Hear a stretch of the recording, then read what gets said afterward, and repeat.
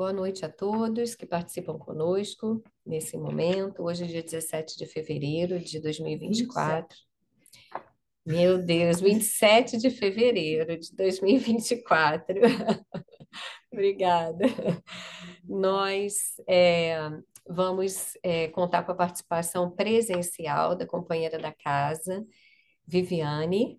A Viviane hoje vai trazer o tema As Duas Asas da Evolução, Amor e Sabedoria. Nós vamos primeiramente passar a palavra para o Michel, que fará a leitura inicial, seguida da prece, e logo após, vamos lá, a Viviane iniciará a palestra. Boa noite a todos, presencial e online. Vamos ler então um trechinho aqui, um capítulo da Vinha de Luz, psicografado pelo Chico Xavier e pelo Espírito Emmanuel. Sublime recomendação. Eminentemente expressiva a palavra de Jesus ao endemoniados que recuperara o equilíbrio ao toque do seu divino amor. Aquele doente que, após a cura, se sentia atormentado de incompreensão, rogava ao Senhor que lhe permitisse demorar ao seu lado, para gozar-lhe a sublime companhia.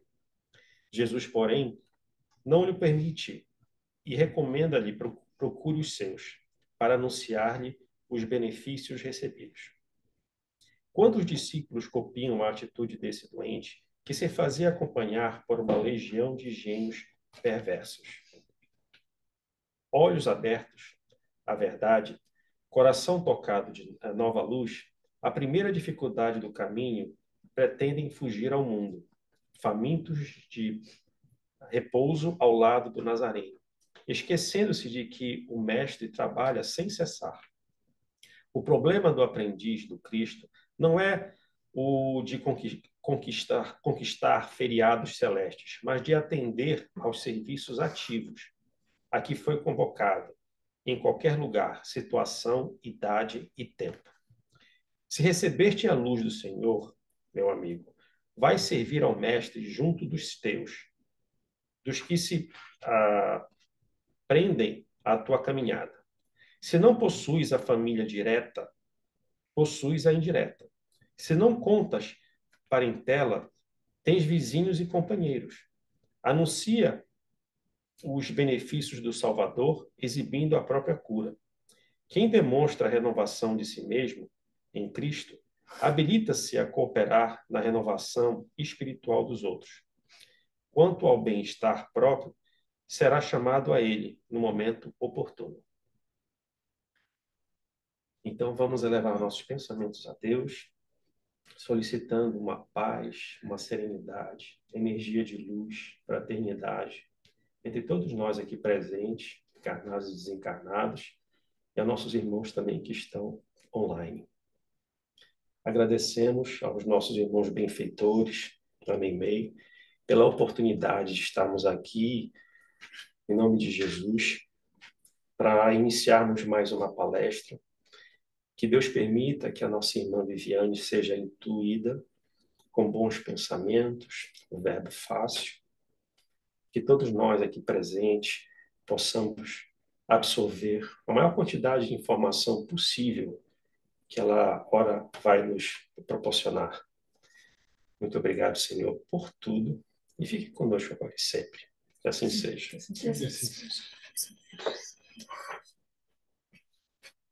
Obrigada, então. Boa noite a todos, presentes, virtuais, alguém que porventura escutar essa fala mais tarde. E obrigada pela confiança sempre, né? E pela oportunidade do trabalho que a gente tem, né? Que Jesus, os benfeitores, nos abençoe.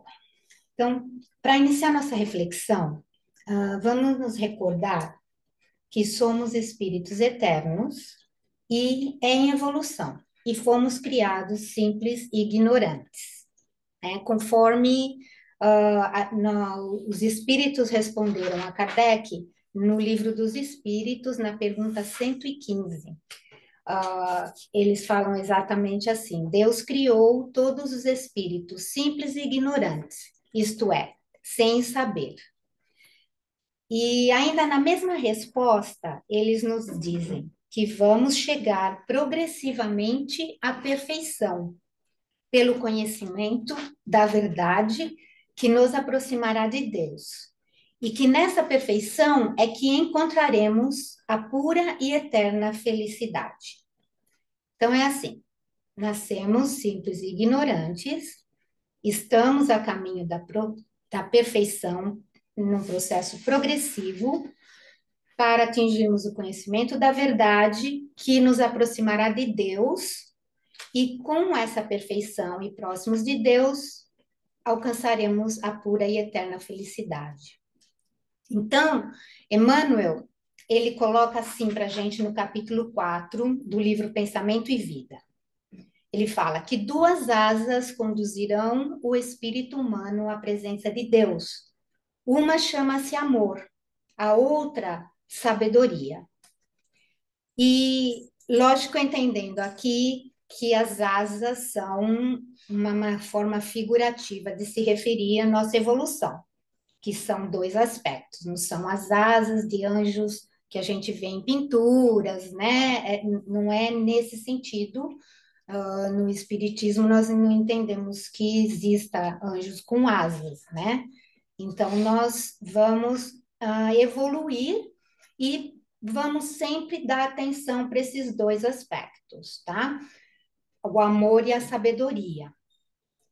E ele continua dizendo, ainda nesse mesmo capítulo, que o amor é serviço aos semelhantes e que a sabedoria é a aquisição do conhecimento.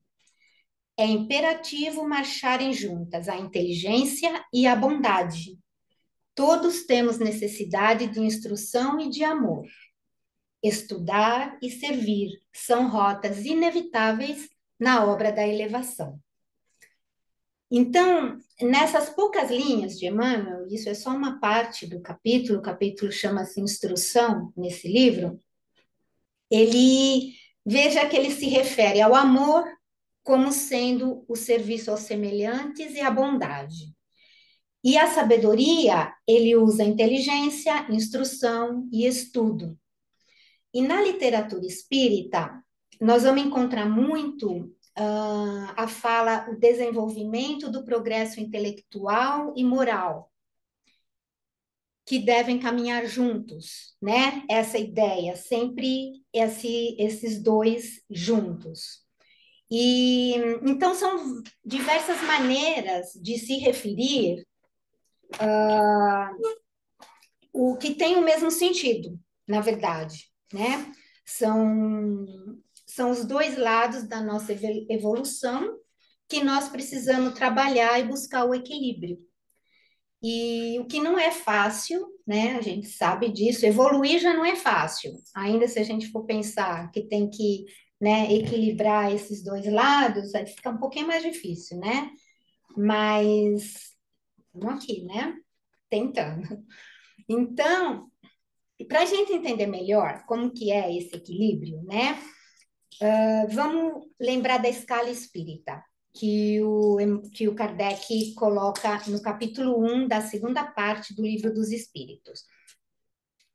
A partir do item 100, que na verdade seria a pergunta 100, mas não é exatamente uma pergunta, e a partir do item 100 ele começa a falar e detalhar sobre a escala espírita. Então, só um breve resumo, assim, e o Kardec, ele é bem claro naquele capítulo que essa é uma divisão só didática, para a gente conseguir se colocar em alguma coisa dentro do nosso entendimento hoje, o que seria a nossa evolução e os espíritos e as qualidades nossas, né, como espírito em evolução.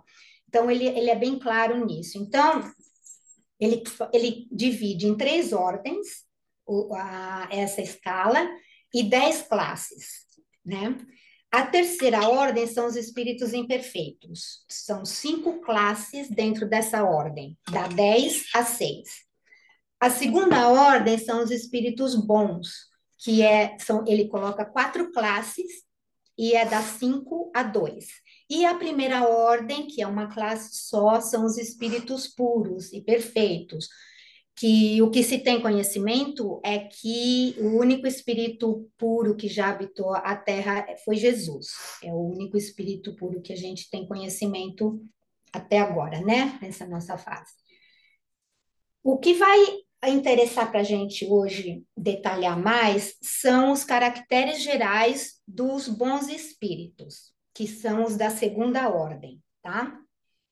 E as suas respectivas classes, porque a diferenciação que tem em cada uma dessas classes, ela se dá exatamente nesse equilíbrio do amor e da sabedoria, do moral e do intelectual, né? Então, é essa parte que a gente vai detalhar hoje para ver se a gente vai entendendo melhor o que é esses dois lados, né?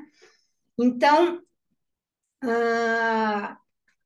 fica bem evidente, né, esses aspectos, né? Nós vamos ver isso. E como que o Kardec dá um nome nessas 4 classes dos bons espíritos, né? Da segunda ordem? Ele chama a 5ª classe de espíritos benévolos, a 4ª classe de espíritos sábios, a 3ª de espíritos de sabedoria e a 2ª de espíritos superiores. E antes de entrar na especificidade de cada classe, e isso ele faz para as outras ordens também, existem os caracteres gerais desses espíritos que estão dentro dessa ordem, né? Então, que são então os caracteres gerais dos bons espíritos? Eles têm a predominância do espírito sobre a matéria. Eles têm o desejo do bem. Uns têm a ciência, outros a sabedoria e a bondade. Os mais adiantados reúnem o saber, as qualidades morais. Compreendem Deus e o infinito e já gozam da felicidade dos bons. Então, só até aqui já dá para ver como que já tem já estão mais nessa fase de equilíbrio, né? Mas a gente ainda vai ver que não estão tanto, mas e como já estão mais próximos de Deus, já entendem melhor Deus e já aí ele fala depois, são felizes pelo bem que fazem e pelo mal que impedem. O amor que os une lhes é fonte de inefável ventura, que não tem a perturbá-la nem a inveja, nem os remorsos, nem nenhuma das más paixões que constituem o tormento dos espíritos imperfeitos, né? E assim, nós temos entendimento, os espíritos, nós, uma grandíssima maioria de nós encarnados aqui na Terra, e mesmo desencarnados, que ainda estão na proximidade, somos os espíritos imperfeitos. Dentro de uma ou daquela outra classe, se você lê as classes, às vezes a gente fala, mas eu faço isso, mas também faço aquilo. Então, a gente vê essa mistura, mas, né, nós estaríamos naquela ordem, né? Aí, quando encarnados, os espíritos bons, eles são bondosos e benevolentes com os seus semelhantes. Não os movem o orgulho, nem o egoísmo ou a ambição. Não experimentam ódio, nem rancor, inveja ou ciúme, e fazem o bem pelo bem. Então, numa maior ou menor escala, de todos nós temos um pouquinho dessas coisas ainda. Então, nós não estamos nessa classe ainda, né, dos bons espíritos. Então, agora nós vamos entrar, isso são as caracteres gerais, né? Os bons espíritos, todos têm isso. Agora, veja que interessante, cada classe, como que Kardec faz essa diferenciação, né? Lógico que ditado pelos espíritos, né, que passaram para ele. Então, a 5ª classe são os espíritos benévolos. Eles têm a bondade neles é a qualidade dominante. Limitados, porém, são os seus conhecimentos. Hão progredido mais no sentido moral do que no sentido intelectual. Então, eles ainda estão buscando. Os espíritos da 4ª classe são os espíritos sábios. Distinguem-se especialmente pela amplitude de seus conhecimentos. Preocupam-se menos com as questões morais do que com as de natureza científica, para as quais têm maior aptidão. Entretanto, só encaram a ciência do ponto de vista da sutilidade e jamais dominados por quaisquer paixões próprias dos espíritos imperfeitos.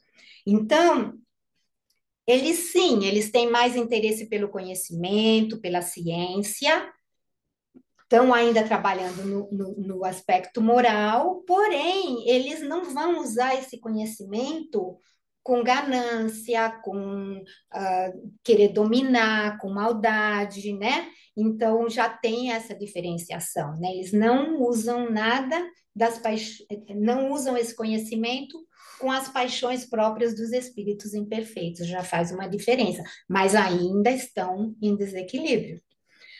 A terceira classe são os espíritos de sabedoria. As qualidades morais da ordem mais elevadas são os que os caracteriza. Sem possuírem ilimitados conhecimentos, são dotados de uma capacidade intelectual que lhes faculta juízo reto sobre os homens e as coisas. Então, eles têm a moral mais evoluída, mas ainda não conhecem tudo, eles ainda têm que aprender muita coisa, né? Depois vem os da segunda classe, que são os espíritos superiores. Esses em si reúnem a ciência, a sabedoria e a bondade. Da linguagem que empregam se exala sempre a benevolência. É uma linguagem invariavelmente digna, elevada e muitas vezes sublime.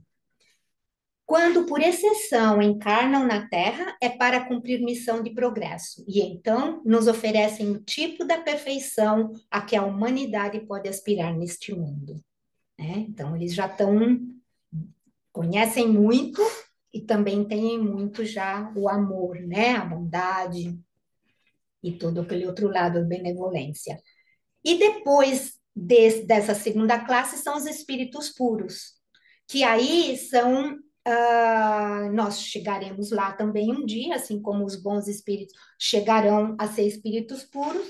E quais os caracteres gerais deles? Nenhuma influência da matéria, superioridade intelectual e moral absoluta com relação aos espíritos das outras ordens, imperfeitos e os bons. No livro A Gênese tem uma passagem no início do capítulo 15, onde Kardec ele fala sobre a superioridade de Jesus. O capítulo 15, ele é o capítulo onde vai ser da Gênese, né? Vai ser explicado todos os milagres que Jesus, considerados milagres que Jesus fez, né? Então, eles citam as passagens do Evangelho e explicam, de acordo com o conhecimento dos fluidos e tudo, como que aquilo se deu, que não foi, na verdade, milagre, são coisas que os espíritos puros têm a capacidade de fazer, e dentro de um certo grau, até os bons espíritos, né, como os próprios apóstolos fizeram. Então, e é muito bonita essa passagem, quando Kardec fala da superioridade da natureza de Jesus, como que ele é perfeito, né? Já naquela época, né? Já tinha tudo essa qualidade. Então, apesar de parecer para nós tão distante, né? Quando a gente fala da escala dos bons espíritos, e assim, é uma bênção a gente saber já disso, dessa importância. E como que, mesmo você sendo um bom espírito, você ainda tem que trabalhar nesse aspecto desse equilíbrio. Então, a gente já pode começar desde já a buscar esse equilíbrio na nossa vida. E todos nós podemos fazer isso, porque qualquer conhecimento que a gente tem, a gente pode, ou recurso, seja o que for, a gente pode avaliar se a gente está usando esse recurso, está muito desequilibrado, eu estou muito ganancioso, vamos dizer assim, ou eu estou usando isso já com amor no meu coração, né? Com bondade, com entendimento, com compaixão. Então, a gente já pode começar a pensar nisso e buscando esse equilíbrio, né? É uma informação a mais para ajudar a gente na nossa evolução e saber usar os recursos que nós temos à nossa disposição já aqui, né? Tudo que nós temos. Então, no livro O Céu e o Inferno e no livro dos Espíritos, existem algumas passagens que falam sobre o progresso intelectual e moral. Então, eles usam esse termo, né? Progresso moral e progresso intelectual. Algumas das partes são repetitivas, porque, obviamente, provavelmente do céu ao inferno foi pego a informação que já estava no livro dos espíritos, ou que seja a mesma informação que foi passada, né? E quando colocou ali, então tem alguma coisa repetida, mas algumas coisas se complementam. Então a gente vai citar aqui um pouquinho de cada uma. Então, no livro No Céu e Inferno, no capítulo 3, nos itens 7 e 8, é o finalzinho do item 7, o comecinho do item 8. Ele fala assim: o progresso intelectual e o progresso moral raramente marcham juntos, mas o que o espírito não consegue em dado tempo, alcança em outro, de modo que os dois progressos acabam por atingir o mesmo nível. Eis porque se veem muitas vezes homens inteligentes e instruídos, pouco adiantados moralmente e vice-versa, né? Então, isso a gente, nossa convivência, a gente tem muito noção disso, né? E, e é o trabalho que a gente tem que continuar fazendo, né? Não só olhar os outros, mas olhar mais a nós mesmos sempre, né? Então, a encarnação, aí ele continua, aí é o comecinho do item 8. A encarnação é necessária ao duplo progresso moral e intelectual do espírito, ao progresso intelectual pela atividade obrigatória do trabalho, ao progresso moral pela necessidade recíproca dos homens entre si. A vida social é a pedra de toque das boas ou más qualidades. Essa parte está até grifada no livro. A vida social é a pedra de toque das boas ou más qualidades. É o que afina, gente, esses relacionamentos, né? E o texto ainda continua citando essas qualidades. Então, ele cita várias qualidades boas ou más que irão mover o homem de bem ou o perverso. Então, ele chama de perverso, né? O homem que já está tendendo ao bem. As qualidades que eles citam são essas: a bondade, a maldade, a doçura, a violência, a benevolência, a caridade, o egoísmo, a avareza, o orgulho, a humildade, a sinceridade, a franqueza, a lealdade, a má-fé, a hipocrisia. Então, eu assim, achei importante citar todas essas, porque aí já é mais próximo da gente, né? Aí a gente já sabe. E você vê como tudo é bondade, maldade, doçura, violência, né? Então é tudo isso que a gente precisa saber usar com equilíbrio, né? E aí ele fala isso de novo, ele repete em outras palavras como que é importante essa convivência social, que é o que vai fazer a gente ah, afinar esses dois lados, né, nossos. E ele fala assim que o homem que vivesse isolado não haveria vícios, para o homem que vivesse isolado não haveria vícios nem virtudes, preservando-se do mal pelo isolamento, o bem de si mesmo se anularia. Então, o que ele quer dizer com isso? Né? Um exemplo bem simples. Então, a gente pensa, fala assim, ah, não, mas hoje eu já sou doce, né? Sou calmo, doce. Mas pisa no teu calo, né? Será? Então, é só pisando no teu calo que você vai saber se você ainda consegue manter a doçura, né? Só um exemplo bobo, assim, para a gente, é nesse sentido que ele quer dizer, né? Não adianta se isolar, que não vai, você não vai saber se você desenvolveu essas qualidades e não vai conseguir afinar essas qualidades, né? Todas, tanto para o lado bom como para o lado mal. Então,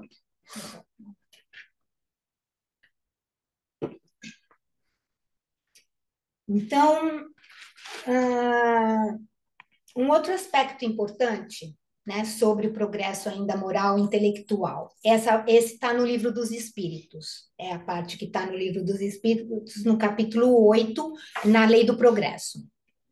A pergunta é 780 a 780A.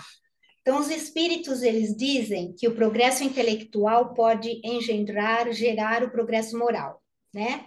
Que um leva ao outro. Eles disseram uma parte antes ali. Aí o Kardec pergunta para eles como que isso se dá, como que o progresso moral leva ao progresso, o contrário, né? Como que o progresso intelectual leva ao progresso moral. Aí eles respondem, fazendo compreensíveis o bem e o mal. O homem, desde então, pode escolher. O desenvolvimento do livre-arbítrio acompanha o da inteligência e aumenta a responsabilidade dos atos, né? Então, é interessante que justamente no nosso livro dos Espíritos, no nosso estudo, nós estamos nessa parte do bem e do mal, e nós já discutimos sobre isso, né? Sobre o livre-arbítrio e como que a gente conhecendo o que é o certo, né? O que é o bem, a gente pode aprender e refletir até nas nossas ações que já tivemos no passado, né?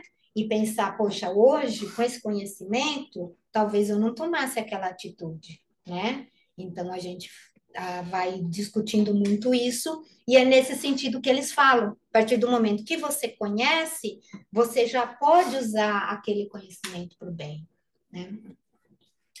Então, eu acho assim, essa parte aí já é mais na nossa faixa, né, de evolução. Então, já dá para entender melhor. E Emmanuel, ele tem uma mensagem chamada Não Só de Inteligência, tá? É uma mensagem muito bonita, ele comenta o primeiro capítulo, a primeira carta de João. E tá essa mensagem ela foi publicada no Reformador, na revista Reformador, em fevereiro de 1968. E depois também ela aparece num outro livro e aparece aquele compilação do Evangelho por Emmanuel, ela também está lá, né? No livro das Cartas Universais e ao Apocalipse. Então ele fala assim: não basta a inteligência só por si, para orientar com absoluta segurança os roteiros da vida. Se não vejamos, quase sempre sabemos entesourar conhecimento intelectual, mas ignoramos ainda como utilizá-lo para evitar a guerra uns com os outros. Nós estamos vivendo bem isso hoje em dia, né? Não só guerra entre países, guerras religiosas, e a gente pode pensar nas guerras entre nós, os nossos relacionamentos, né? Quase sempre sabemos acumular o dinheiro, mas muito raramente aprendemos como empregá-lo na construção da própria felicidade e da felicidade dos semelhantes. Então, isso daí também é a mesma coisa, a gente pode pensar dentro do nosso mundinho, né? Como que a gente está fazendo isso? É muito digno, é muito válido, nós queremos assim adquirir mais, adquirir um certo conforto para nós, para nossa família, mas aí vem o equilíbrio de novo, né? Então precisamos saber sempre dosar, né? Os dois lados. E nem se falar também do mundo em si, né? Do que a gente vê dos desequilíbrios, né? Que tem na questão de dinheiro mesmo, de bens materiais no mundo, né? Ainda. Quase sempre sabemos inventar os mais variados processos de reconforto em benefício do corpo transitório, mas desconhecemos ainda como prover as necessidades de nossas almas eternas. Então, a gente dá muito valor para o lado material e esquecemos que nós somos, na verdade, espíritos, né? Eternos, em evolução, e que é isso que a gente tem que dar mais atenção, aproveitar os recursos para isso, né? Esse que seria o nosso objetivo principal. Quase sempre sabemos cultivar grandes afeições, até mesmo com testemunhos heróicos de sacrifício, mas não sabemos ainda como traçar-lhes o equilíbrio justo para que não se convertam em desarmonia e paixão. Então, também os desequilíbrios dos apegos, né? Ele fala também, em razão disso, muitas vezes damos na Terra estranhos espetáculos de genialidade e delinquência, cultura e degradação. Então, nós sabemos muito, mas nos pervertemos, né, naquele saber, abusamos, né? Então, é nesse sentido. Aí ele fala que apenas em inteligência não basta a felicidade. A alegria de viver pede, acima de tudo, a luz do entendimento e a bênção do amor. Então, de novo, os dois lados que a gente precisa saber usar, né? E era, era isso mesmo que a gente tinha para hoje, e vamos só terminar com uma mensagem que ela é bem curta e é dirigida para nós espíritas. Claro que ela pode servir para todo ser humano, para outras religiões, mas essa foi dirigida para nós pelo Espírito da Verdade no Evangelho segundo o Espiritismo, capítulo 6, item 5, em 1860. Espíritas, amai-vos, este o primeiro ensinamento. Instruí-vos, este o segundo. E nós temos o entendimento que Espírito da Verdade é Jesus, né? Ele tem várias mensagens dele nesse capítulo 6. Espíritas, amai-vos, este o primeiro ensinamento. Instruí-vos, este o segundo. E fica a reflexão. Ele nos orienta primeiro o amor. Então, era isso. Obrigada, Vivi. Você pode finalizar com a prece? Então, vamos agradecer por essa oportunidade.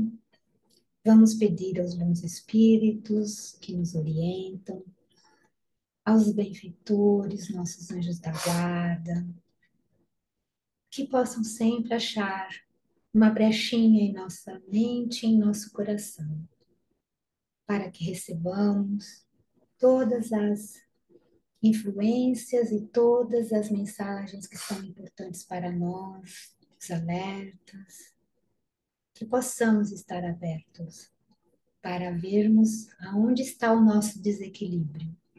Cada um de nós tem a tendência para um lado, e que possamos reconhecê-los e sempre equilibrarmos cada vez mais, pensando sempre que o amor deve prevalecer e que somos espíritos imortais em evolução, e que aproveitemos o que temos, todo o acesso que temos aqui nesse planeta, de material, de instrução, de relacionamento, que possamos sempre utilizar todas essas valiosas oportunidades para a nossa evolução. Agradecemos mais uma vez a Jesus, aos benfeitores, possamos estar em paz, que assim seja. Que assim seja.